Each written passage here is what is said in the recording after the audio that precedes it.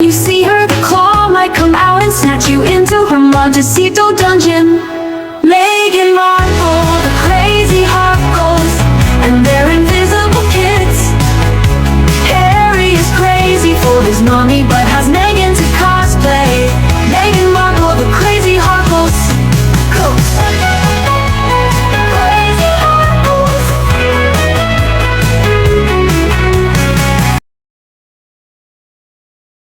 I hated her so much. It flames on the side of my face, heaving breaths.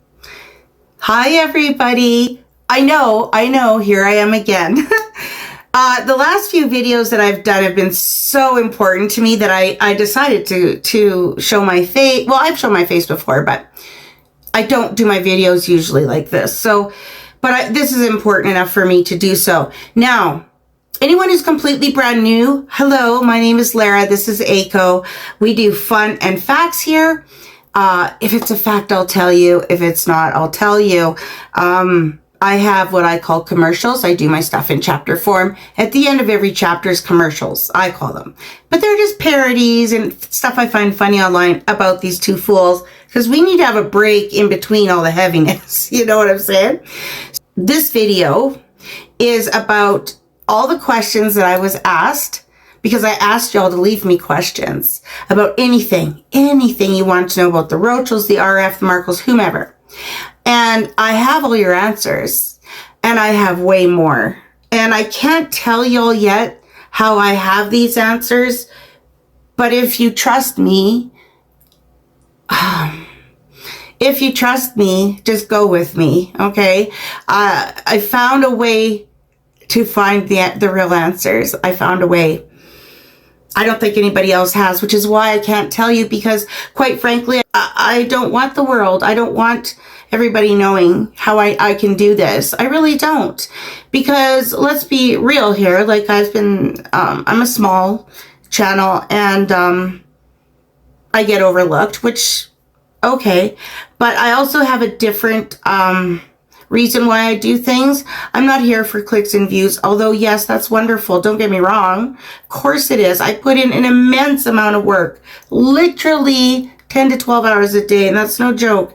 When I'm not with my family, I'm not kidding. But I was an accidental YouTuber. So for me, I was just about the truth. I didn't even think I'd be monetized. I made one video. It's a long story, one video, and that was it. But it doesn't matter. The whole point is, now I'm 2.5 years in or whatever, and I really, I think it's time. We are so tired, I'm sure you all are, of just hearing, well, you know, oh, it might be this, and then people have, we want some facts finally, don't we? I do. And what I am going to be giving you, I believe for 1,000%, is the facts. I really do. We will never, and this is a fact too, ever get into the sealed documents, the sealed things. We just won't. That is not how royalty works, my friends. But circumstantial evidence, for me, it's taught to lawyers, okay?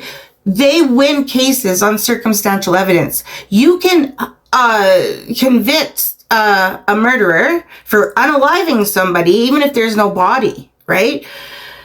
Circumstantial evidence sometimes is even better than eyewitness evidence, or it's definitely better than somebody coming right out and saying something, because they lie. And yes, documents do lie.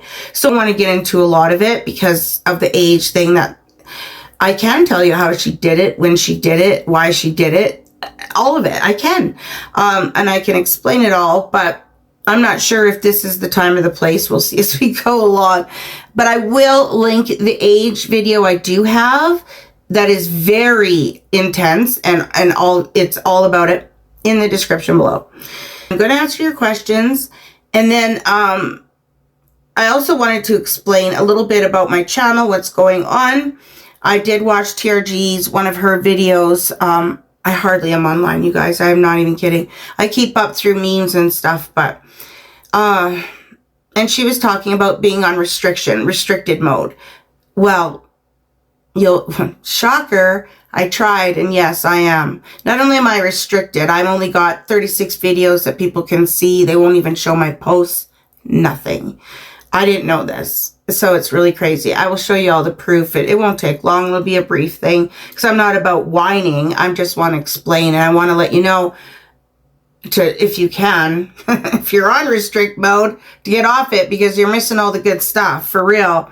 But yeah, I also know that there, as of late too, there is a hole in the Harkle community, and what it is for the deep dives that are actual deep dives. My shows are usually an hour. I have done, of course, my tabloid talks and stuff, but those are shorter. But my shows are always usually an hour. I've been venturing more than that. The next couple will be over that. I know they will be, because I'm going to be deep diving into Archofficial and Little Bucks, 2 videos I'll be doing, because there's so much info. There is so much information. And I know that's what y'all want. Y'all want to know about the bumps and all that stuff. However, there's other things you want to know that I can tell you too. So I'm excited. When I figured out all of this, I was like, I have to spend all my time doing this for y'all. So I guess I've been chosen, I guess, to be the one that gives the, really lengthy videos. I don't know. But I'll tell you, they take me forever to make because I'm just learning how to edit. And those kind of videos are like a movie, and I'm by myself, right? And I do have a family and stuff. So I thank you so much for your patience. I can assure you and reassure you that it'll be worth it. It always is, right? Okay, let's just get into this thing. Chapter 1, the channel, and some things to clear up. So anyone who's totally brand new, this is Sarcasm and Snark 101. Class is in session. Professor Lara is here. So let's dive in. Okay, so I'm going to do this very quick because, like I said, this is not what my video is about, but I do want to talk about it just briefly because it is important.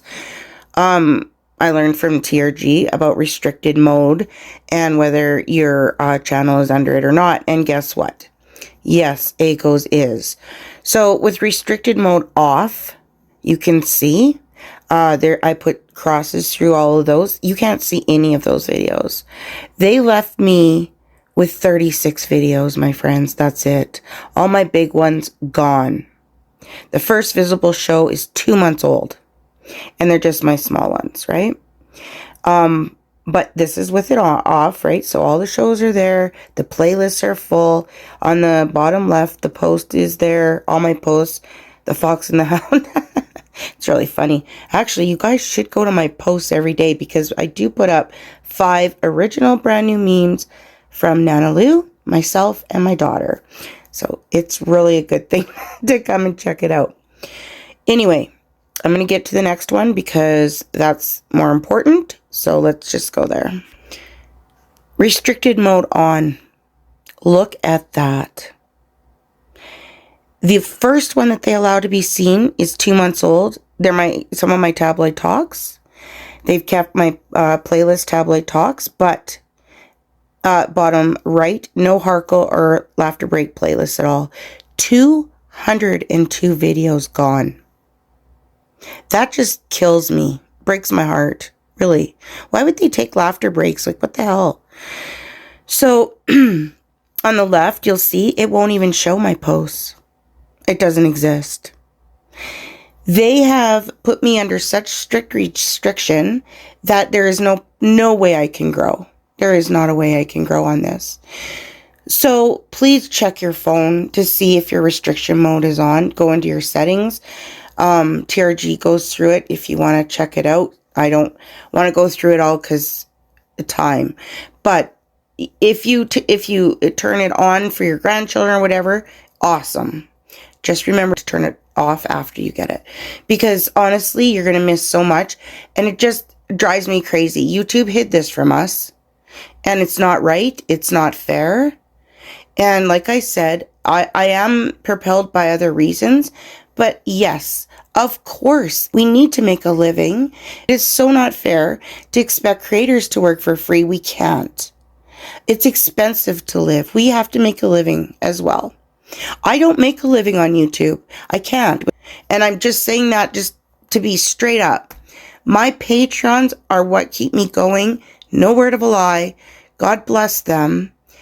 They support me regardless. And I have no words, right? You guys are the best in the world, honestly. I couldn't do this without them. I really couldn't. For so many people, they rely on this as an honest work, honest living. And we're being shortchanged by YouTube, who makes billions of dollars off of us. It's disgusting, honestly. So that's all I really wanted to say about it. Just to let you guys know what's going on. And thank you, TRG, honestly. From my heart, thank you. All right, let's get on to a question. Something I have to talk about, yes. So, I don't want to get into her age, to be honest. I have an age video.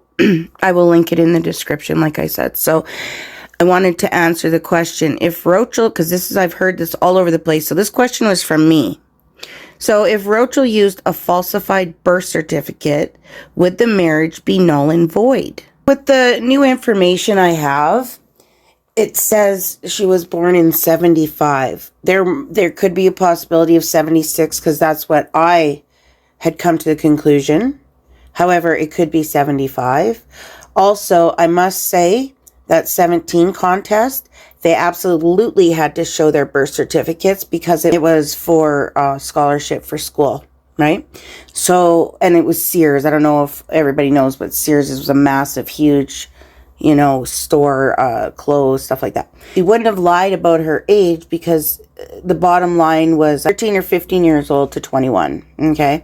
So I also did in my age video, look up all the other women that went into that contest with her. And they also, I only picked a couple to put on my show. However, they all are the age they should be. She's the only one that isn't. It's naive to think, honestly, that this could not have been changed. I know how it was changed. I know when it was changed. I know all this information now. This isn't an age video, but what I will do is give the answer to that question because that is a very important question about the marriage. So it says, if Roachel used an altered birth certificate, for example, changing her birth year from 75, 76 to 81, this would amount to fraudulent misrepresentation, right?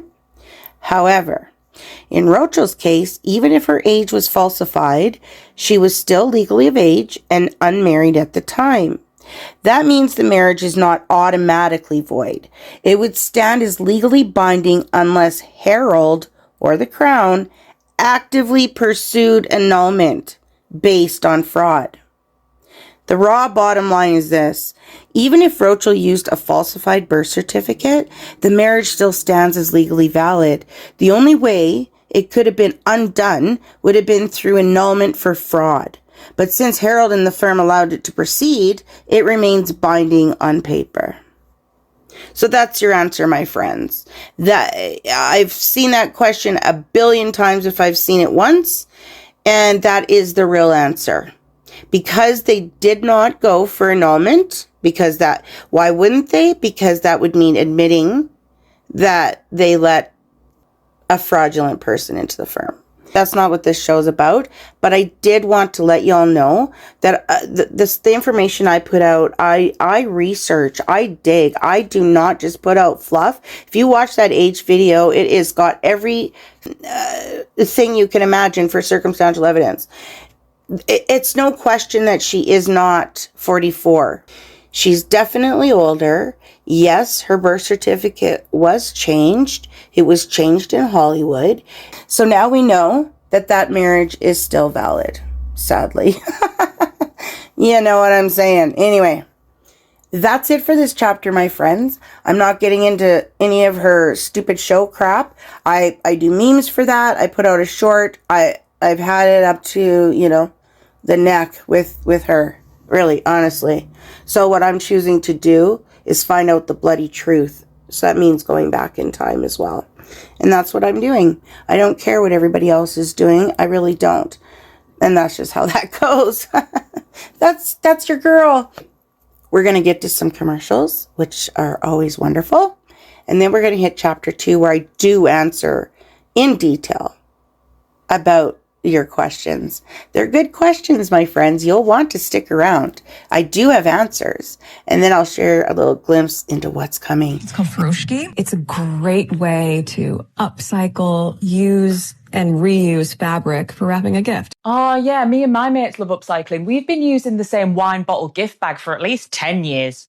I think it's really fun if you can go to a vintage shop as well and just get old vintage scarves for like $1 a piece. What's this going to cost you $1 to wrap up every gift? Nah, you've been conned there, love. What you want to do is you want to get to big Tesco's when the Christmas sales are on. You can get like 5 rolls for like £1.50. Okay. Okay, I've not got any scarves, so I'm just going to use this tea towel instead. Got a bit of a crusty bit on it. I think it might be soup. Or it could be bean juice from the microwave. I don't know. Beautiful options. Do I need a lot of them? We do not need all of them. Okay, well, what am I doing with the other ones then? So repurpose it, use it as that, and then we're going to do this side. Just going to go very easily over, flop over the side. You don't need to tuck that edge in. This equally is going to come over. Nice and snug. Fold it over almost like gift wrap, so you're getting that little V there. Same on that side. Let me just grab a little flower because this can anchor it in the middle and be very pretty. Oh, I've not got any flowers. Oh, hang on a second. Because these flowers actually match the coloring pretty nicely, that's going to go in there. Okay. I've got this box of surf. It's got some flowers on it. And look at how sweet that is. So that's Froshki. I'll probably just stick with the wine gift bag, to be honest with you. I can only fucking imagine how difficult it must be for Meghan Markle, megaturd, to get up in the morning and constantly be so inspirational, so original, so fucking authentic. Archie will say, "Oh, Mama, that looks beautiful." Wow. Everything is better with a little flower sprinkles. My tart, my coffee, my husband, democracy. People forget that petals are incredibly grounding. It's not just a garnish, it's a lifestyle. Isn't that darling? If it doesn't have lavender pollen, is it even edible? It's incredibly easy to make your life impossibly complicated. How simple is that? Start calling your husband H. I mean, it was so long ago, I don't even think I remember exactly, but I think it was 2:37 p.m. on a Tuesday afternoon. About 74 degrees out, just a beautiful day in Montecito. We were in the Royal Garden having lunch when H looked at me and he said, "I love you, M, but nobody can know about us." So I grabbed his cheese and pickle sandwich and threw it across the Royal Garden and screamed, "Yet." And then the code just stuck. That's powerful. And he's a fox if you didn't know. He's really handsome, with a pure heart. H, H, H, H, H, H, H, H, H, H, H, H. Oh, God, look at us all. Do you think you'll be married forever? Yes. Yeah. Honestly, I'm not sure why people even hate on me. I'm so kind and my invisible kids love me. I even buy them milkshakes before school. Harold doesn't even understand how hard it is to raise fake babies. Love commercials. Commercials are the best. All right, so we are on chapter 2. You asked, and I'm answering. And the truth Roachel will hate, and a peek into what's to come. You don't want to miss this, I promise. Gonna start with an easy one. So somebody said, I cut off what whoever's asked, just so you know. My question is this. When Charles, Andrew, and Anne wanted a divorce, they had to get the Queen's permission. Will this be the same for Hasnoballs and Roachel? I've asked many other YouTubers and no one seems to know the answer. I do. So Queen Elizabeth's children, Yes, in her time, her children technically needed her permission to marry in the first place, Royal Marriages Act 1772. But by the time they divorced, that act didn't apply to dissolutions. So that's where we have it all wrong. They could divorce without her formal permission, though the monarch's approval was still sought at as a courtesy. Interesting. The raw bottom line for that is Queen Elizabeth II's kids didn't strictly need her permission to divorce. And Harold Roachel don't need King Charles III's either. The firm would interfere for image and control, but legally they can split without the monarch's consent. Now this I didn't know. If they marry without permission, that's the first 6 in line to the throne, they and their descendants from that marriage are automatically disqualified from the line of succession. Divorce not required. There is no rule requiring the monarch's permission to divorce. Holy moly. So if you didn't get permission and you just got married, you're automatically disqualified from the LOS. That is something else. Marriage permission still required. Since the Succession to the Crown Act 2013, which took effect in 2015, only the first 6 people in line to the throne need the reigning monarch's permission to marry. Harold and Roachel, under today's rules, Harold and Roachel do not need the king's permission to divorce. So, what do y'all think of that? I did not realize about the automatically disqualified thing, so that was interesting to find out. All right, that was question 1 down. Oh, and we get into some really good stuff, trust you me. Always gets better the further we go into my shows. Oh, yes. So this was really interesting. I've got some crazy info for you. Is Roachel into setting curses? I have touched on this before and got into trouble, my friends, but yes, and this is a fact. Both Roachel and Dorito are deeply into occult practices, and Roachel has been known to set curses. It's part of the darker pattern behind her carefully staged wellness image. Why it matters. For Queen Elizabeth and the firm, this was alarming. Royal protocol is rooted in Christian tradition. Dabbling in black magic and curses is seen as subversive. Raw bottom line. Whispers say Roachel and Dorito directed curses at the Queen, Catherine, and William's line. Whether you believe in the literal power or not, the belief inside staff circles was very real. They saw her rituals as malevolent, not harmless wellness. Staff were gagged with NDAs and palace silence let the behavior pass as eccentric spirituality. Wellness, please. They weren't spa rituals, they were spells, and the palace knew it. This is just we got more. Oh, yes. So now we're going to get into the proof. Incident 1. Princess Catherine. After the bridesmaid fitting, when Roachel made Princess Catherine cry, because that's what happened, staff whispered she performed a binding ritual aimed at silencing and weakening. Soon after, Princess Catherine was said to have suffered unusual exhaustion and stress symptoms, which fed the belief Roachel had cursed her. Incident 2, Queen Elizabeth II. Roachel reportedly bragged in private that she could outlast the Queen by setting an intentional ritual against the Queen. Whether coincidence or not, the Queen's health decline accelerated soon after Roachel entered the firm, fueling the idea of her meddling with curses. Incident 3, William and the heirs. Roachel was said to have performed rituals with Dorito specifically against William and his children, focusing on blocking their path and diverting attention to her line, Archofficial and Littlebucks. Staff noticed odd paraphernalia, candles, herbs, talismans during this period, reinforcing the suspicion. Raw bottom line, yes, there is confirmation beyond whispers that Roachel and Dorito practiced ritualistic magic, and that Roachel herself invoked curse-like language and acts aimed at members of the firm. It wasn't just gossip. Staff saw it, the firm knew it, but nobody would ever dare expose it officially. For all the crystals and candles she flaunts, staff knew they weren't wellness rituals, they were weapons aimed straight at the firm. C. Confirmed occult practices by Roachel and Dorito.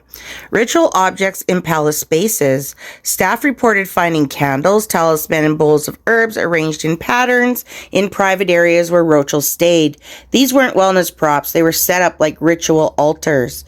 Energy clearing in residences. Multiple aides said Roachel would burn sage or incense while speaking incantations. This went beyond casual smudging. She framed it as a way of clearing enemies from her space. 3. Binding language. Staff overheard her speaking about binding people who stood in her way. In occult practice, binding is a curse meant to harm or block the target. 4. Dorito's New Age circles. Dorito has documented links to California's occult New Age community. She brought the same language into palace interactions, often referencing energies and ritual protection around her daughter. 5. Targeted rituals. After conflicts, notably the bridesmaid dress incident, palace insiders whispered that Roachel performed specific rituals aimed at Catherine and William's household. These weren't random, they were tied to moments of tension. The raw bottom line, this isn't just gossip. Staff physically saw objects, rituals, and heard the language that confirmed Roachel and Dorito were practicing occult magic. The firm never admitted it publicly, but inside, it was no secret. And then I have one last one that will blow your mind. The wedding spell. Yes, spells in the church. I said, no wonder it was hella creepy. Listen to this. So while tabloids spun it as a diva moment, Roachel demands air fresheners, the reality was more nuanced. A curated sensory experience cleared by palace protocol and executed with Diptyque's signature restraint. It was a quiet rebellion in scent form, not overpowering but unmistakably modern. So she was allowed diffusers. So that whole, I can't have this, that was crap. It was absolute crap. So we've got the dipstick diffuser front and center, flanked by black candles, velvet roses, and glossy black currants. It's not just a wedding altar. It's a spell station disguised as royal ambiance. What? The hourglass diffuser channels time and transformation. The rose and black currant combo whispers of emotional sovereignty and shadow work. And the candle light? That's the flicker of agenda in a centuries-old stone chapel. So, no accident. Those two aren't just fragrant darlings of the diptyque set. In modern spellcraft and herbal magic, rose and black currant carry distinct energetic signatures, and their pairing is anything but accidental. Holy crap. The bitch did it in the church. Of course she did. That's the best place for people with that kind of, Oh my God. Yep. Onward we go. This person had 3 questions, which I answer all of them. So we're going to go question 1. What were they all laughing at in the chapel? They were laughing because during Harold and Roachel's wedding in the chapel, the laughter and astonished looks weren't about joy. They were about Roachel herself. She misread the formality of the setting. Her overacting, exaggerated gestures, and stagey behavior struck several members of the firm and guests as inappropriate for the solemnity of the moment. Royals are trained for formality, stillness, and discretion at events like this. Roachel's behavior was the opposite. Performative, fidgety, dramatic. The result? Guests caught themselves exchanging looks, some even smirking or chuckling because they couldn't quite believe what they were witnessing. At one point, she made a facial expression or comment that came across as completely off-key for the occasion. Insiders knew it was pure Roachel, Hollywood performance in a royal chapel. Those who laughed weren't laughing with her. They were laughing at the absurdity of it all. So the raw bottom line, the language and astonished glances weren't shared joy. They were an involuntary reaction to Roachel's performance. In that chapel, it looked less like a sacred royal wedding and more like a stage show, and people closest to the truth couldn't help but react. The preacher. The raw truth about the preacher, okay? We're talking about Bishop Michael Curry, head of the Episcopal Church of the U.S., who flew in from Chicago to deliver that fiery, very untraditional sermon. Who chose him? It was not the firm's choice. It was Roachel's insistence. Harold went along with it, but the push came from her. She wanted something dramatic, loud, modern, and attention-grabbing that would make her wedding feel different from every royal wedding before. Well, she accomplished that. Royal weddings are usually scripted to the minute with measured tones. Bishop Curry's style was fiery American and evangelical. It clashed with the formality of St. George's Chapel. Cameras caught members of the firm exchanging bemused, even incredulous glances. They weren't mocking the message, but the performance and the break from tradition. The palace did not want it. The Queen, Philip, Catherine, and William would have preferred a traditional restrained sermon, but they relented to avoid accusations of racism or elitism if they blocked the preacher she wanted. Raw bottom line, the preacher was Roachel's choice, pushed through against palace preferences. The firm tolerated it because saying no risked racial controversy.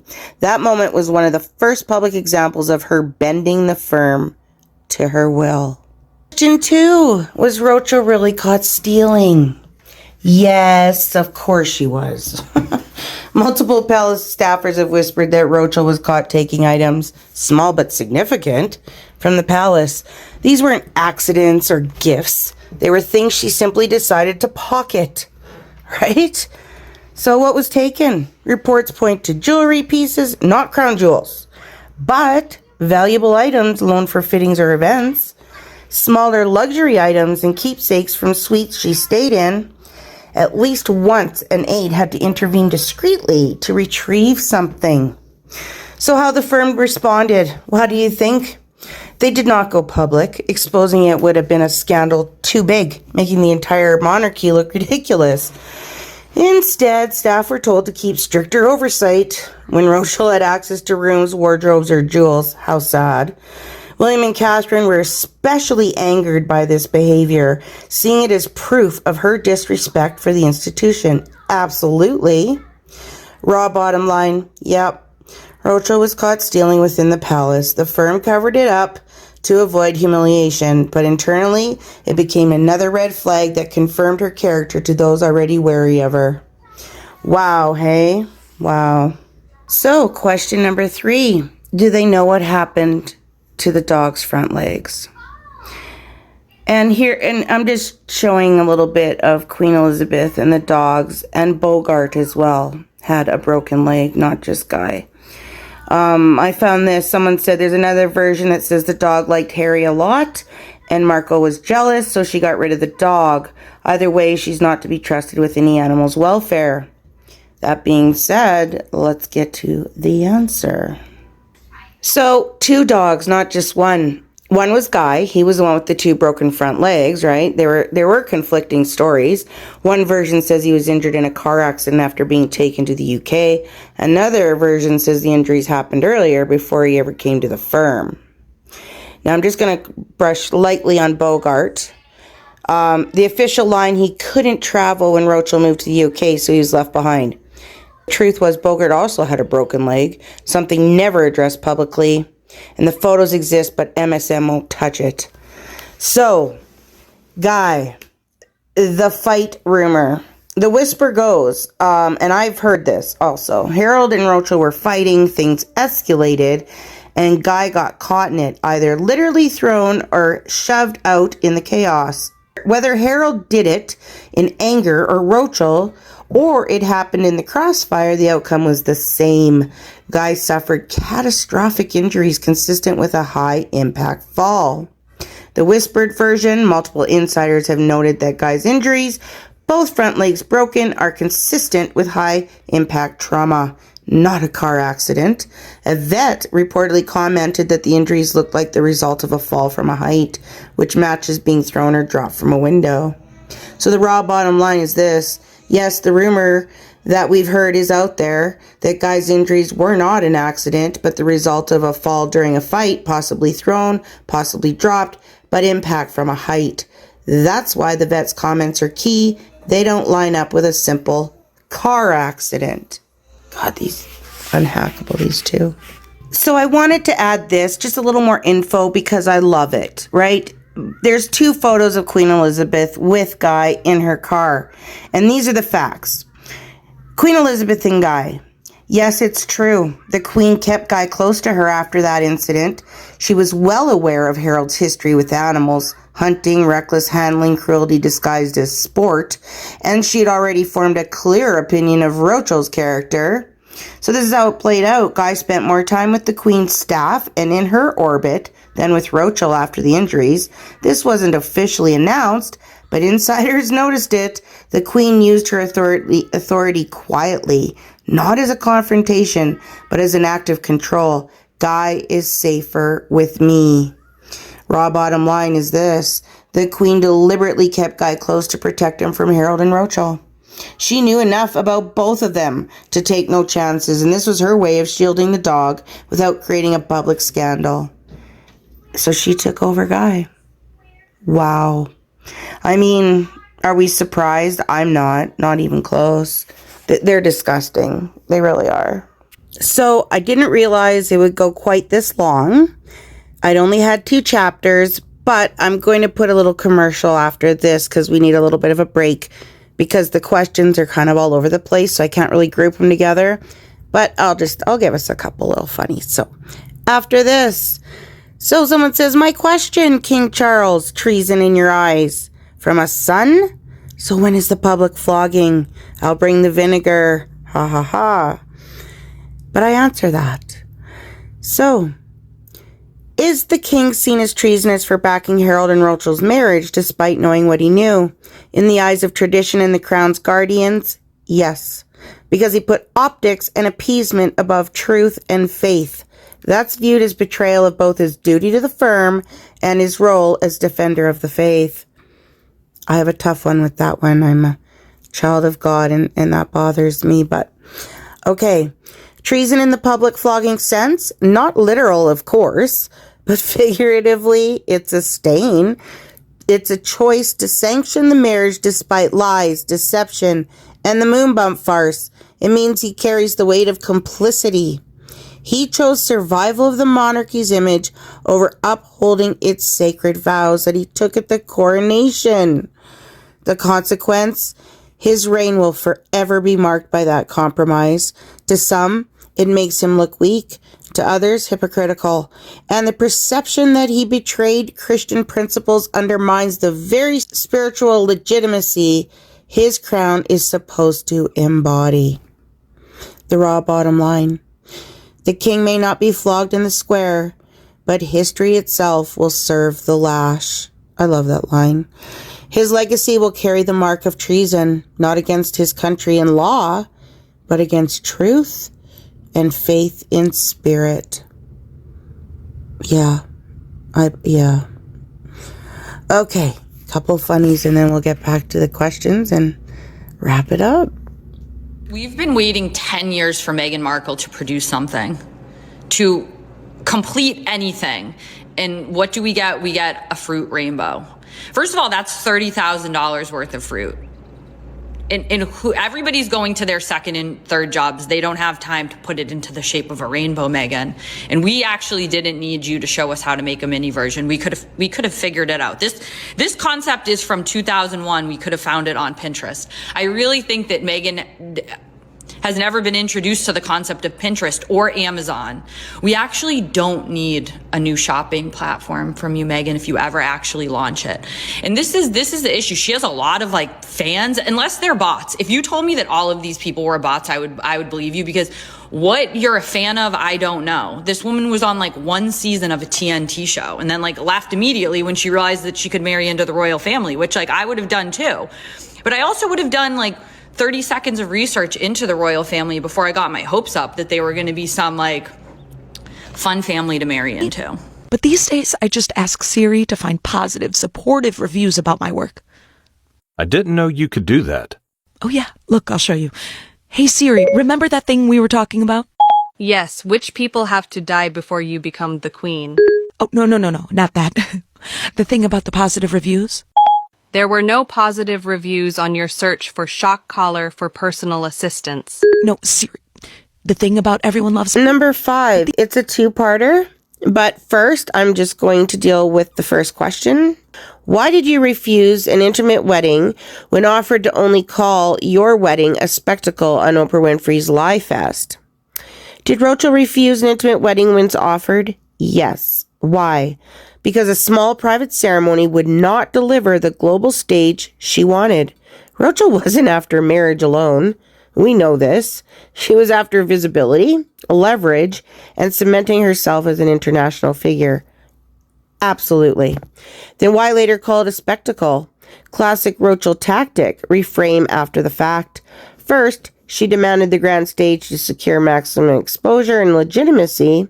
Then later, once she had her foothold, she spun the same event as something she'd been forced into, to play the victim and rewrite the narrative in her favor. The consequence, by doing this, she positioned herself as both a beneficiary and a victim of the firm's power, milking the wedding for status, while also using it as ammo against them later. Absolutely. And there's more. So, going a little bit into the minds of the monarchs at the time. Queen Elizabeth saw Roachel as a fraud, felt contempt, but tried to contain her by silence and endurance. Charles saw the risks too, but thought appeasing Roachel would be safer than confrontation. Queen Elizabeth's stance. She believed in containment. Her instinct was always storms pass, the institution endures. She thought Roachel was a disruption that could be absorbed, ignored, or outlasted without direct confrontation. Charles's stance was he leaned into compromise. Instead of containing Roachel, he allowed her more ground. The wedding, the moon bump narrative, the public platform, because he thought appeasement would buy peace. So, the two approaches weren't identical, and yes, they clashed in philosophy. The Queen believed Roachel would fade. Charles, by indulging her, guaranteed she wouldn't. The Queen's private disdain for Roachel has leaked out in bits over time, especially since her cousin has been confirming what we already knew, really, right? Even if most of it was muted while she was alive, the contrast between Charles' contempt and the Queen's willingness to compromise is part of what makes this story so powerful. That difference is why, in hindsight, the Queen looks sharp and the King looks weak. She knew what Roachel was. He thought he could manage her. But the bottom line, the Queen underestimated Roachel. And the King empowered her. Isn't that just wild? Wow, you know? Craziness. I decided that I'm going to answer just a couple questions about the kids, but in short form. Because my big shows will have every detail you could want. I think I have it. I'm so excited. I'm serious. I think I have it. But okay. Why isn't Archie or Lily's birth certificate not signed off by a doctor? I think that's pretty easy, hey? A doctor wasn't present at the time of the birth, quote unquote. The certificates were filled in administratively after the fact, not witnessed and certified in the usual way. The reason? The official doctor's sign-off would have required a medical professional to state their license on the claim that Roachel gave birth, something no legitimate doctor was willing to do. By leaving it blank, the firm avoided perjury on the part of a physician while still producing documents for the public record. In royal history, every legitimate birth certificate from William and Catherine's children has included a doctor's signature confirming the birth. That was part of the tradition of royal births being formally witnessed and certified. So the consequence, the missing doctor's signature is the quiet tell-all. It preserved legal deniability for everyone involved, but it also left a permanent hole that fuels suspicion to this day. So, the absence of a doctor's sign-off on archofficial and Lillibuk's documents is not just odd, it's unprecedented. That gap screams louder because the precedent was always clear. The doctor's missing signature is the only hard documentary evidence we have to hold in our hand. It's not rumor, it's not hearsay. It's right there in the official records. Every other royal birth certificate has a doctor's sign-off. Archofficials and Lillibuks do not. Okay, that's as far as I'll go there. Leave a little bit to be desired. I'll get to the next one. I love this question. When the secretly made pictures and videos of Princess Charlotte by fraud, Roachel, were discovered, what was the response of Prince William and Princess Catherine to Roachel, and how did Toad, Harry, defend that? A little pink thing in the top, I'll circle it. That'll tell you which question I'm answering at the time, because there's usually two. So we're going to answer the first one. Well, how did they feel? Okay. The discovery. When it came out that Roachel had secretly made pictures and videos of Charlotte, because it did. This is a fact. It sent shockwaves through the family because it crossed two absolute lines. One, privacy of a minor royal or any child. And two, trust inside the firm. William and Catherine's response, well, we can just imagine, but it's delicious to talk about. William, furious. He saw it as a direct violation of his daughter's safety and dignity, and he was right. His response was confrontational, framing Roachel as reckless and manipulative. Love him for that. Catherine, equally appalled, though her reaction was less outwardly explosive. She cut Roachel cold, removing trust, access, and any semblance of sisterly goodwill. Good for her. Together, Catherine and William treated it as a betrayal, not a mistake. It confirmed their worst suspicions about Roachel's motives. So here it is. This was his defense. Harold rushed to defend Roachel, as he always does. At least back then, right? We're talking back then. Right now, I think he wants to get the hell away from her. To be honest, I think he wants to go back to the UK and just end it. His line was that she had been misunderstood, framing it as playful, innocent, or taken out of context. Are you kidding me? He tried to pivot it into seeing how unfairly she's treated narrative, protecting her even against his own brother and sister-in-law. Look at that baby girl in those shoes that she wouldn't let her have tights or socks, and she had blisters. That poor baby girl, 3 years old. Effing despise her for that. Result, Harold's defense deepened the rift. Of course it would. Catherine and William saw it as proof Harold had chosen Roachel's side over his own family, even when his child was at stake. The raw bottom line, the incident was one of the major irreparable breaks. William and Catherine lost all trust, while Harold showed he would excuse anything Roachel did. Can you imagine the stress and tension at that time that people didn't know about? Could you imagine? Oh, what a powder keg that would be. Second half of the question. This one will be short and sweet. We have a kid one coming up, and then we're almost done. All right. Why has the picture of fraud, Roachel, and her photographer sitting on an unmade bed not been discussed and commented on? Well, the photographer in question is Jake Rosenberg. He's a friend and a rumored lover. I can't confirm that. He is married, however, so I really I struggle with thinking he would have done something this public with her. I'm not saying she wouldn't have tried. I'm saying I don't know if he would have. But that being said, he did her as ever, fake photos. So what that whole scenario meant was controlled chaos. On another level, the visible bed might serve as a metaphor for her approach. Staged intimacy layered over a curated image. It's real, but only at her direction. And why didn't the media flag it? Well, controlled narrative. Mainstream media often avoids analyzing every detail of her posts unless explicitly controversial, because she's boring as hell, let's be real.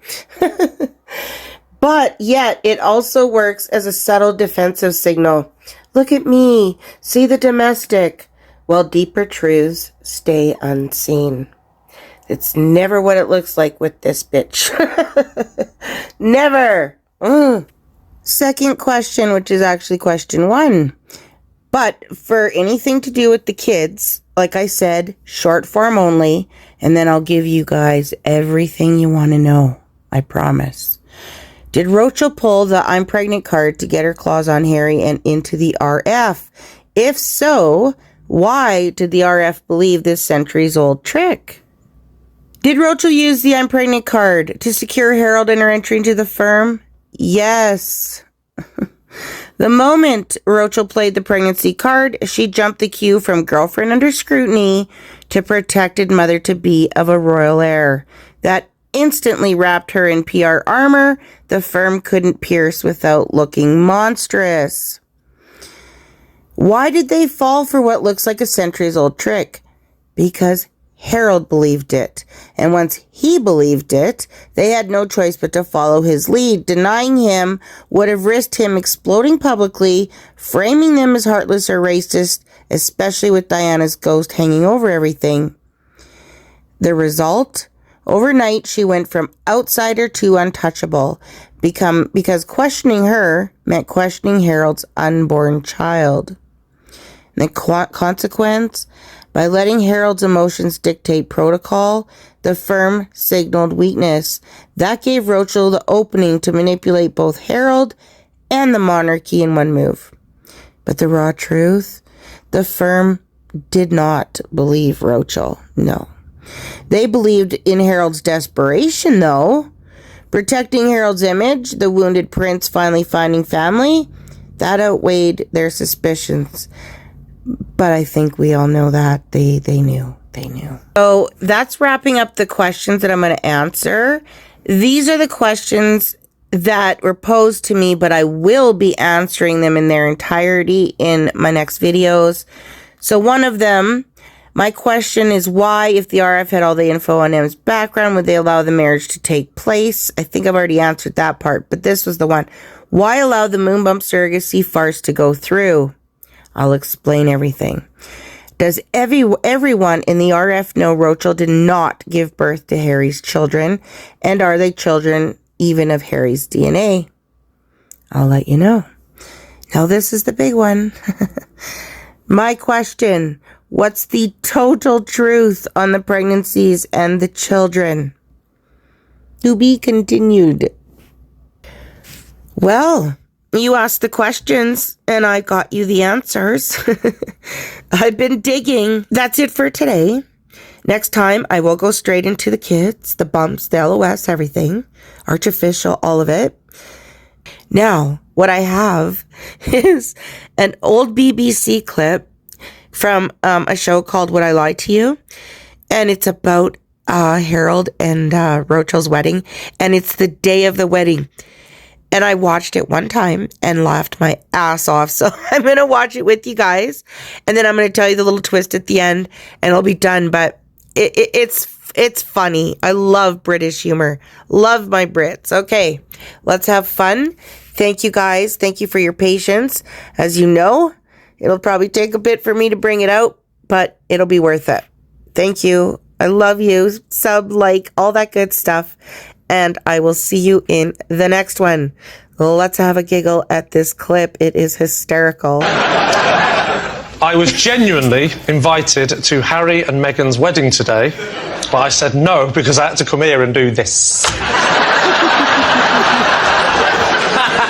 David's team. Why were you invited? Well, that, David, is as much of a shock to me as it is to you.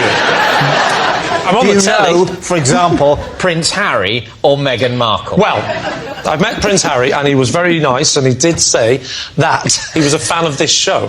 So he's definitely seen me because I'm on this show. If this is true, it's a bit of a blow to me and Rob. I wasn't invited. Maybe Rob was as well. I really can't say. I think we know if Rob was invited, he would be able to say.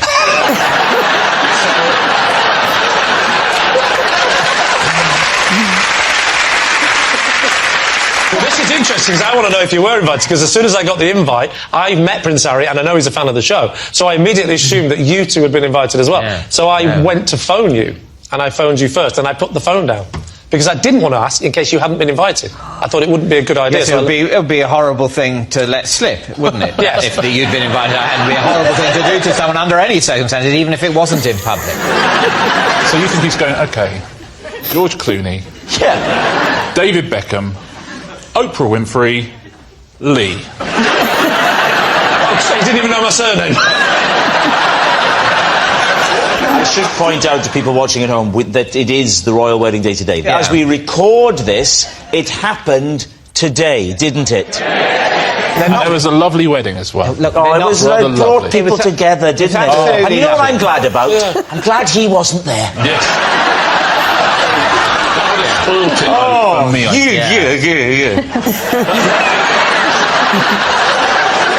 Did it come through the post? It went through my agent.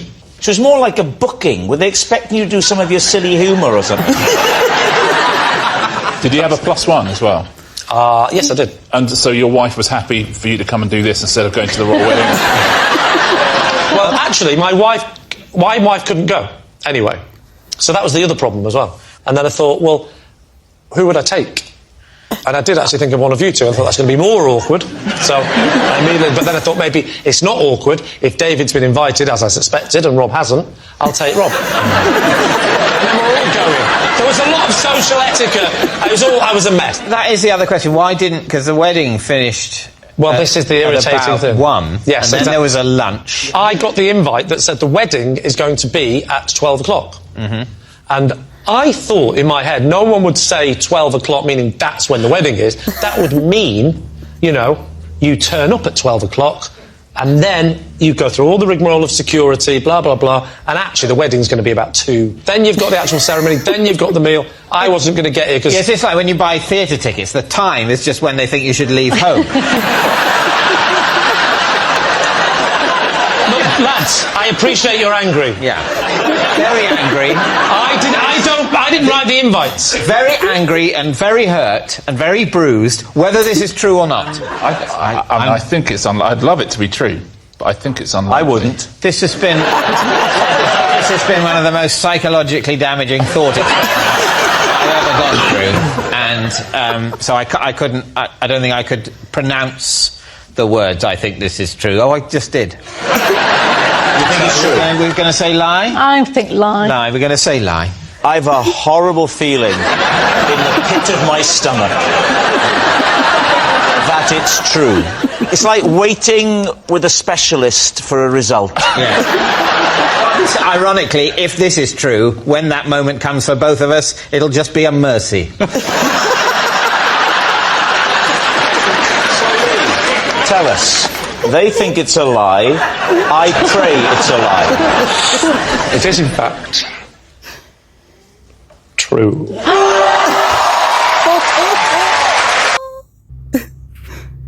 It's actually a lie, guys. But wasn't that hysterical? I've never seen that before. I had to share it. I loved it. Love it. Love it. Okay. Have a good one.